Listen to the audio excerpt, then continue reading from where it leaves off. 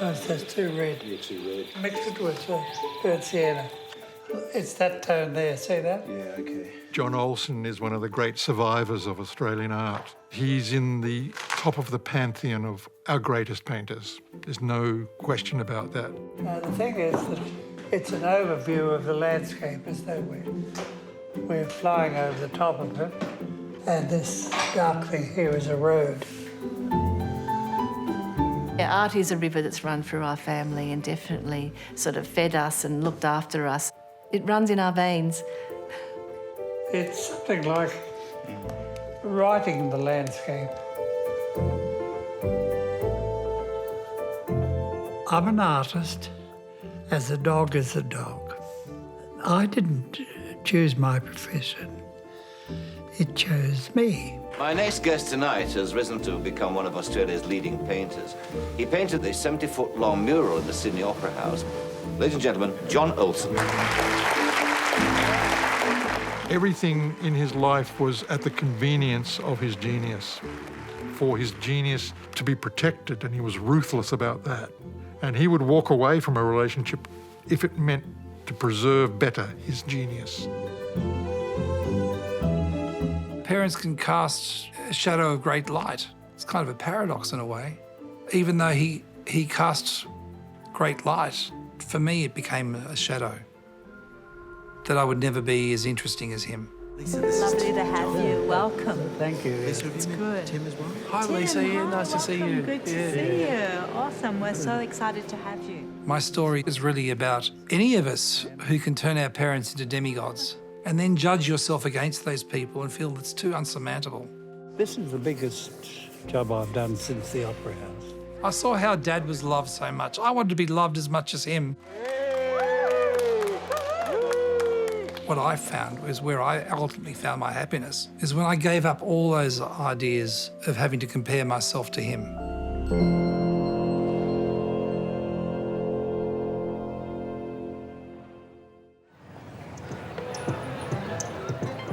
Tonight, Tim, it's your night. I'm really, really proud that this book is being launched here.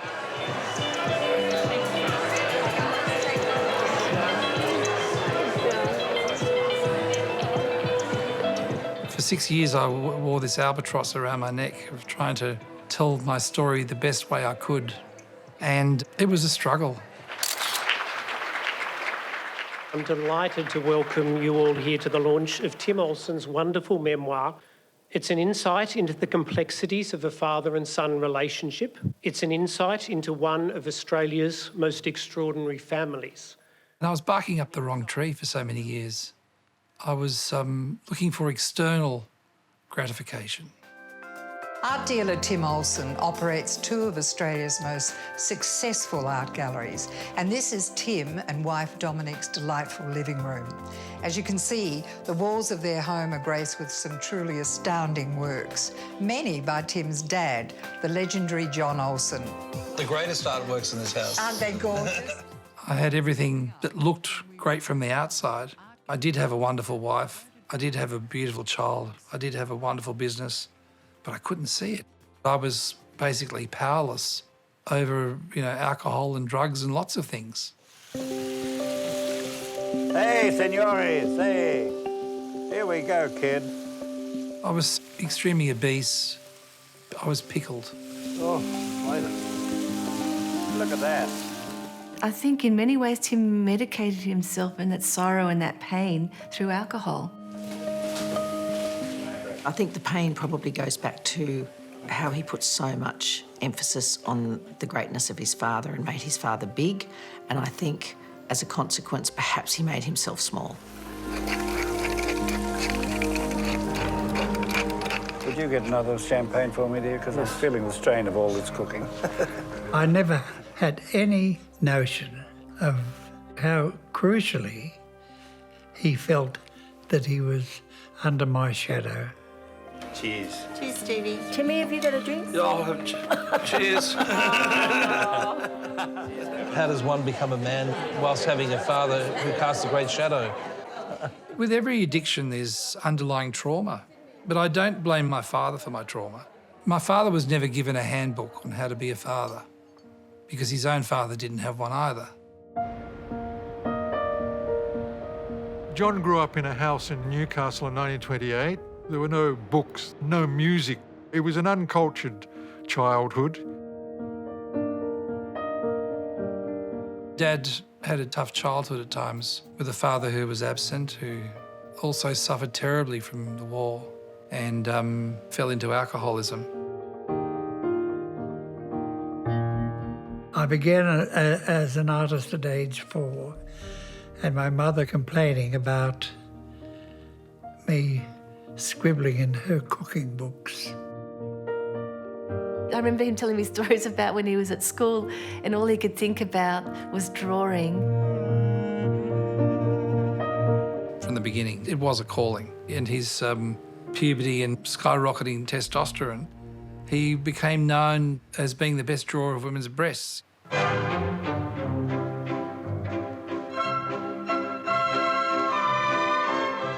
I began to be a cartoonist, and I thought, well, I'd like to learn to draw properly. And then I went to Julian Ashton's and I met all the people that had been waiting for me.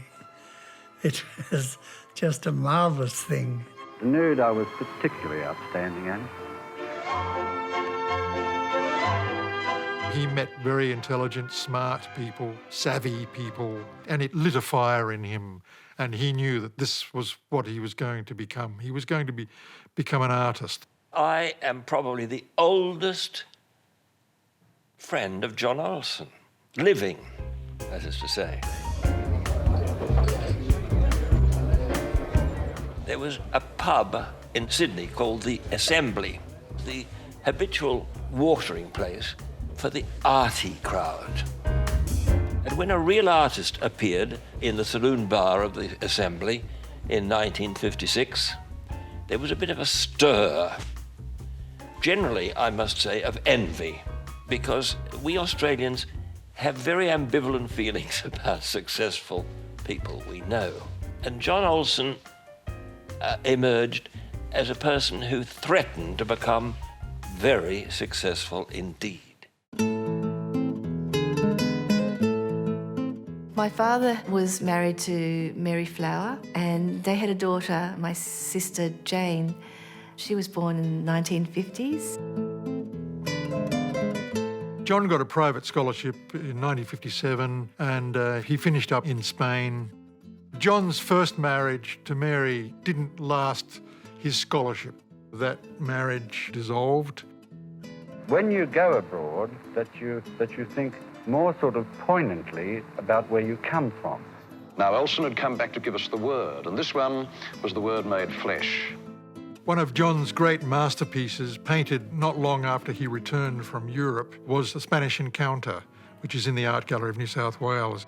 Spanish Encounter shocked Sydney with its boldness and childlike abandon. Dad started teaching at East Sydney Tech, and that's where he met Mum. Mum was one of the students at the college.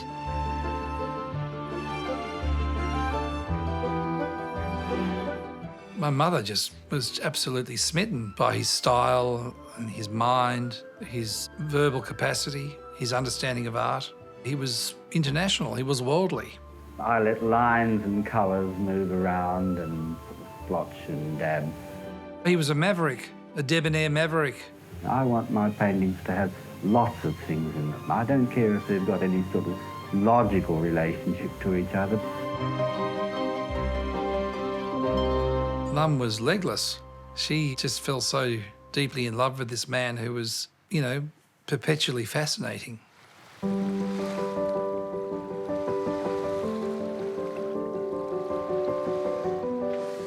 I was brought up in a way that it was different to a lot of people, which made me feel a bit ashamed. Our house was always full of strange objects and strange ephemera, and now I realise how lucky I was, because without realising it, I was getting a visual education. Well, this is our little humble cottage in Watson's Bay here. It's extraordinary to think that, you know, this was just a little fishing village, and now it's become an elite suburb. To be able to be like a free-range child running around Camp Cove, climbing the rocks, fishing, swimming all summer, and it was so romantic in a way. I plan to paint for a long time. I think it's our responsibility to take reasonable care of our bodies, particularly when one is on the grog for 30 days and 30 nights. My mum, Valerie, just loved and adored my dad, and she was very happy in many ways for him to shine. My mother dedicated her life to bringing Louise and I up and also keeping Dad's environment right for him to paint. She wasn't interested in money or anything material, and she was a great painter.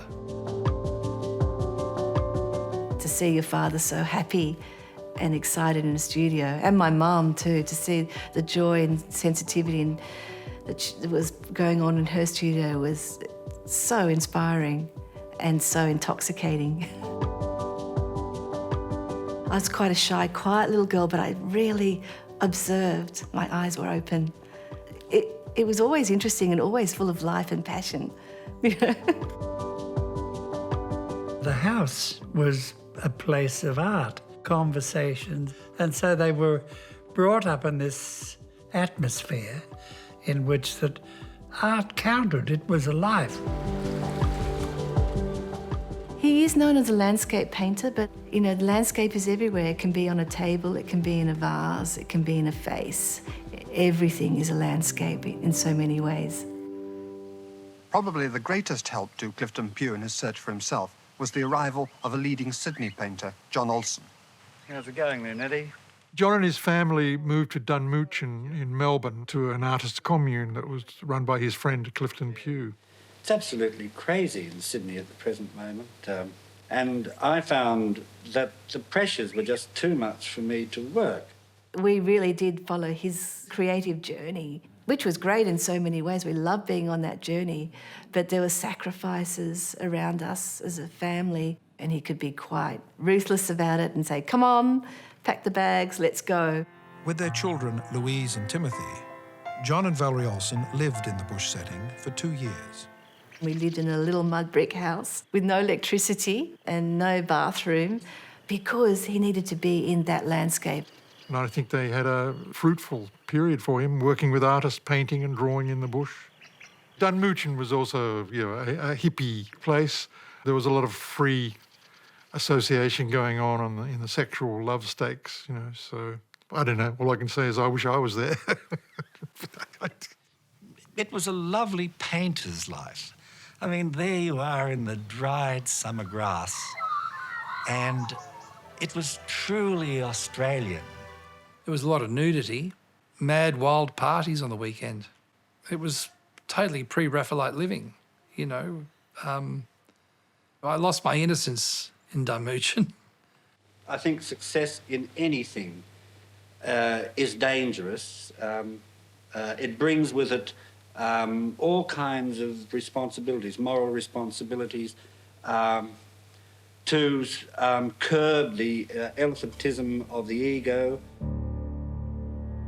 My father had won a big prize, and all the other artists in the village were jealous of Dad's national success, winning this big landscape prize. Obviously, the other artists had gone back to their cottages and talked about bloody Olsen winning that prize, and the children had heard. And I was ambushed on the way back from school.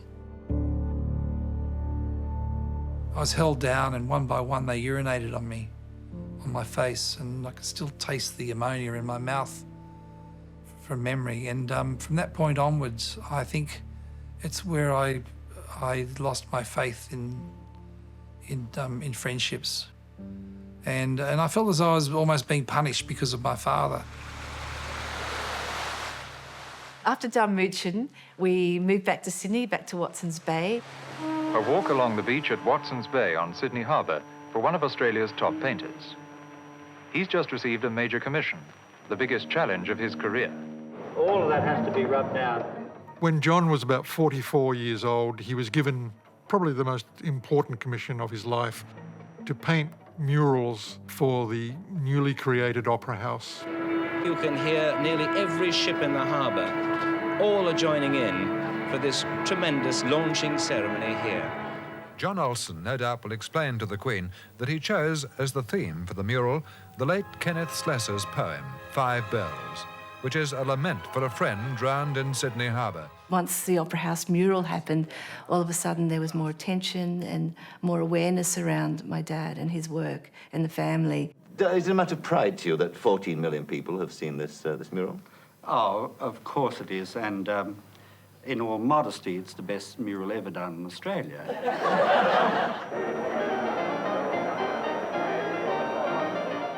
My father, because he was the darling of Sydney, he was the darling of Australian art, he went down certain paths where he was impressionable. You know, you get people ringing up saying, oh, John, can you open this art prize? Oh, John, can you, you know, as he was being pushed and pulled. There was a lady that started calling him to come and look at her etchings. And eventually he was down at an opening in Victoria and he met Nola Horth. And from there, he started a relationship. At 52, John had found new inspiration with a young printmaker from Melbourne, Nola Horth. They set up home and studio together in South Australia. He was painting more successfully than ever. An artist is selfish, that he'll do anything to preserve his work and eliminate anyone who stands in his way. I don't really mean to hurt people either, but my act is only preservation. When Dad left, suddenly all the lunches stopped. You know, there was always parties, lunches, and it was like the sun had disappeared. You do what you have to do. And that is sometimes beyond the sense of ordinary morality. I felt like I had to put my big girl shoes on very quickly at the age of 16 and pull it together for my mother because she was heartbroken at the time. And I remember going into cafes with her and she'd, you know, cry and I think she had a bit of a nervous breakdown in some ways.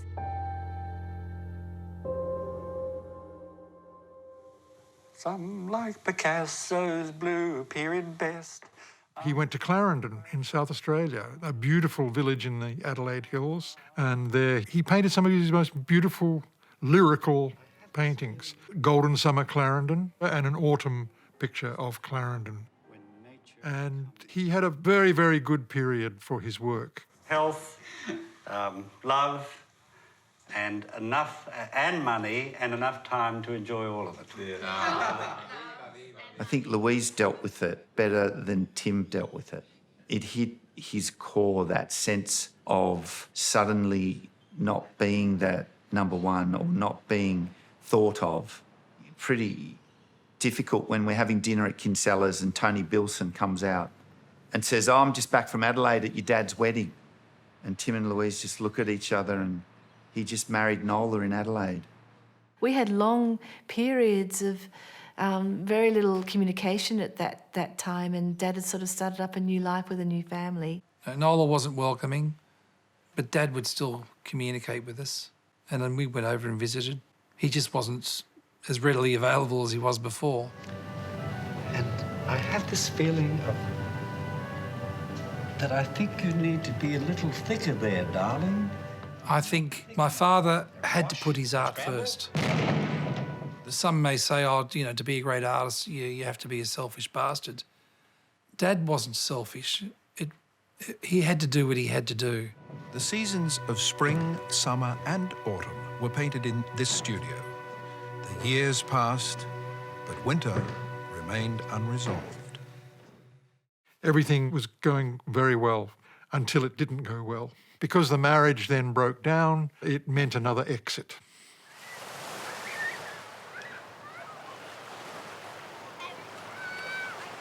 When he came back to Sydney after that, it was a wonderful reunion.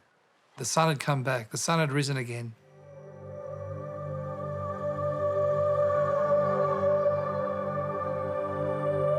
For 20 years, painter John Olsen has been making the journey to Lake Eyre.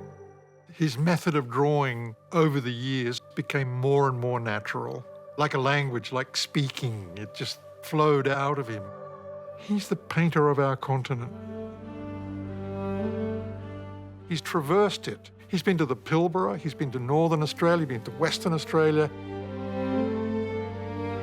But the wonderful thing is, when you look at his work, it could only have come out of Australia. The thing about his work, it's heavily steeped in the sentiment of landscape, but yet joy, and so full of the love of life.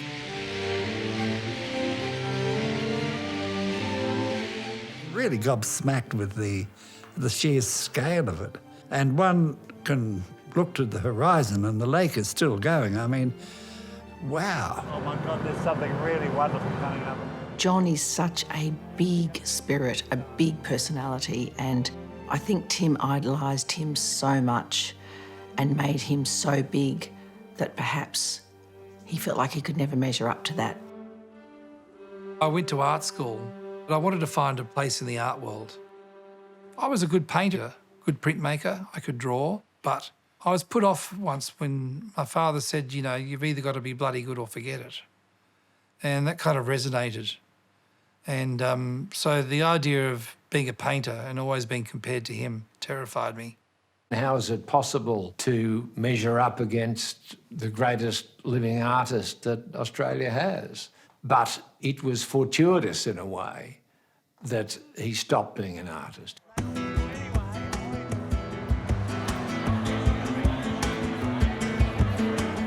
I started my first gallery in the early 90s. I found a rightful place in the art world with my gallery. Tim started being an art dealer because he loves artists and wanted to nurture and support other people's careers in the art world. There's so many people who still believe that the only reason I've got all this is because of him. It wasn't till I built up a respectable stable that Dad finally said, yes, I'm happy to join you. We've been open now for several months and everything just gets better and better. And then to be given the most wonderful gift, an exhibition from my father like this. Dad, you don't have to worry about my Christmas present.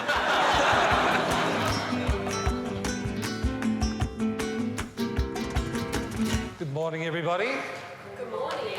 How are we? Good, how are you? Good.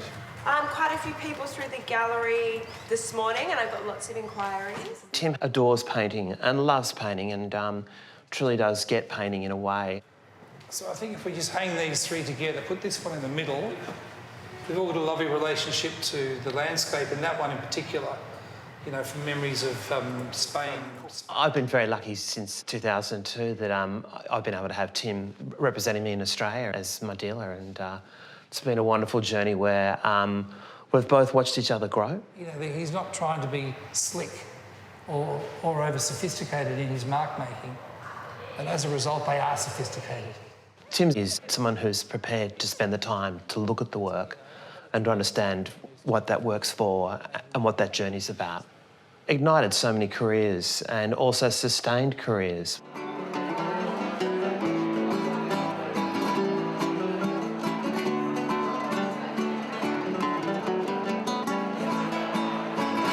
It gives me great pleasure to introduce Edmund Capon.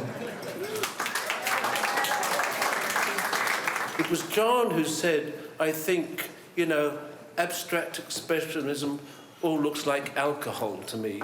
That from a man who really knows what alcohol is. Art openings were part of the game, and to drink a lot was part of the game as well. Alcohol was normalised very much in my upbringing. Wine was like water. My father used to put a little trickle of wine in our water as opposed to putting in cordial that my mother didn't like us having. And I'm wondering if that set me up. But unfortunately, I was born with the gene that my grandfathers both had. It's that lovely moment when you've had that first drink, that second drink, and you get this wonderful rush of, you know, feeling like, oh, now I'm myself. Now I feel normal. And as you go along, it's harder and harder to get there. And you end up having to drink more and more. When things get out of control, the enormous amount of shame only fuels the need to drink more. I met Tim for the first time at a Christmas party. We both went to the party with different partners. I remember thinking, God, he's charming, Tim Olsen. What a charming guy. I thought he was lovely. Neither of us wanted any big wedding or any fuss, so we decided we wanted to elope. There was just something very elegant about her. She was very unpretentious. She's a woman who's a doer. She really looked after me. Tim and I both wanted to have children, and we had quite a number of miscarriages. It would have been 8 or 10. That's tough on a relationship too. Plus we had the drinking and the addiction, IVF. It was, you know, it was hard at that time. We were on our last round of IVF and James came along and changed our lives. The birth of James, he was absolutely thrilled, but, you know, part of being so happy was, you know, it was a time to celebrate. And of course, if you're an alcoholic, it's, you know, he was, it just wasn't a good time for him.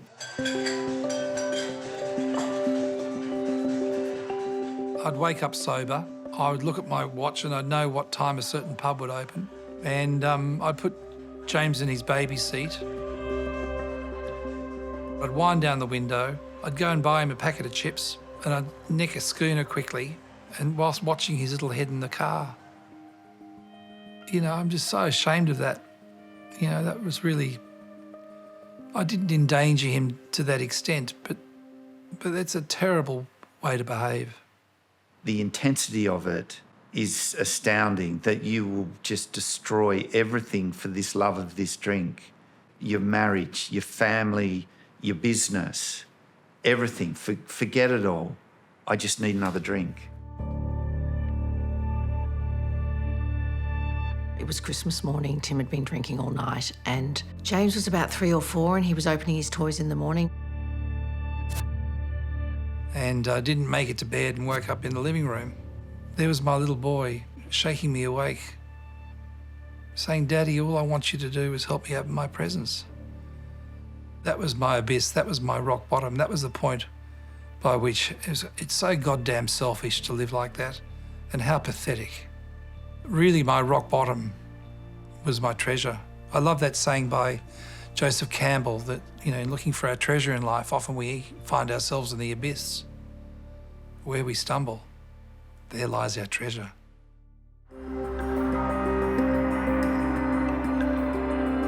The next day I was on a plane to California to rehab. I got let into a counsellor's office. He looked at me and said, "What's the worst thing that can happen here?" And I said, "Well, you know, I could die." He said, "No, Tim, that would be the best thing because you're such a pain in the ass."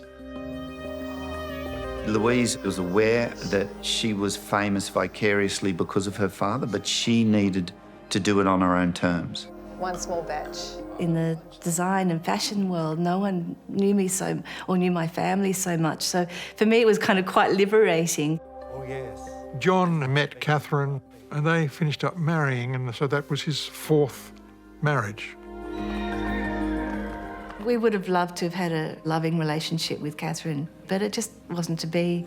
It was heartbreaking. It was heartbreaking for all of us. After Catherine died, an unpleasant family saga developed between John Olsen and his stepdaughter. The stepdaughter of acclaimed Australian artist John Olsen has denied she unduly influenced her dying mother to obtain $2 million. The lawyers said, "Well, are you aware of this transaction?" And he had no idea. He was really upset. It fills me full of sadness that it should have come to that. And in a way, I will never recover from it. We were now able to be back in our dad's life again.